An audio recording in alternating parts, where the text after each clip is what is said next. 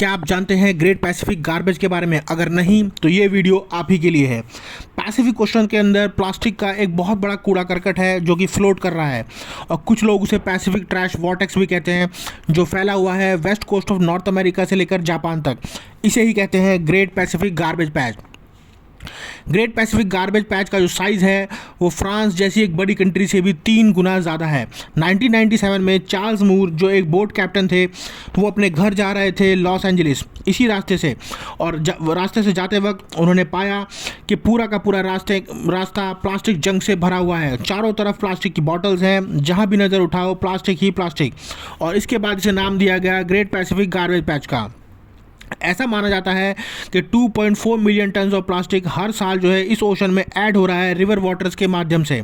Half of the plastic जो इसके अंदर है वो वाटर से भी ज़्यादा लेस डेंस है और इसलिए वो ऊपर ही फ्लोट करता रहता है, नीचे कभी सिंक नहीं करता। मास है जो प्लास्टिक का ग्रेट पैसिफिक गार्बेज में वो अप्रॉक्सीमेटली 80,000 टन है, जो कि इक्विवेलेंट है 500 जंबो जेट्स के। आप जानते हैं कि प्लास्टिक्स डिग्रेड नहीं होते नेचर के अंदर, ये बायोडिग्रेडेबल नहीं है और इसलिए ये ब्रेक डाउन होते हैं स्मॉल पीसीज में, जिन्हें बोलते हैं माइक्रो प्लास्टिक्स।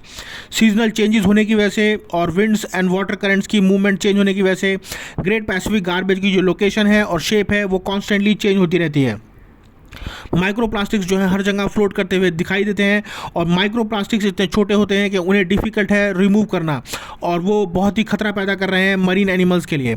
माइक्रो प्लास्टिक्स के छोटे साइज़ की वजह से और उनके डिफरेंट कलर्स की वजह से एनिमल्स कंफ्यूज हो जाते हैं और इन प्लास्टिक्स को अपना फूड समझ लेते हैं और खा लेते हैं, और इसके बाद उनकी जान को खतरा होता है या फिर उनको हेल्थ रिलेटेड डिजीज़ हो सकते हैं।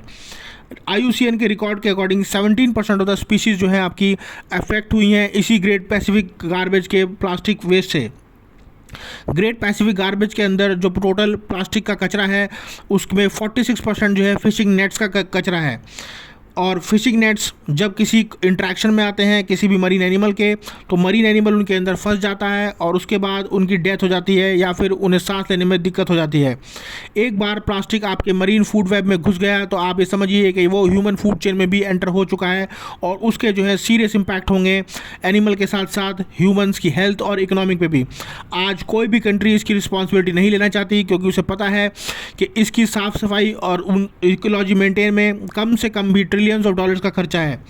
और इसलिए ग्रेट पैसिफिक गार्बेज जो है केवल एकमात्र ऐसा प्लास्टिक गार्बेज नहीं है वर्ल्ड ओशन में, इसके अलावा ऐसे और भी 5 पैचेस और एक्यूमुलेशन जोन्स बन चुके हैं, जैसे कि north Atlantic patch, south Atlantic patch, south Pacific garbage, north Pacific garbage और इंडियन ओशन गार्बेज पैच।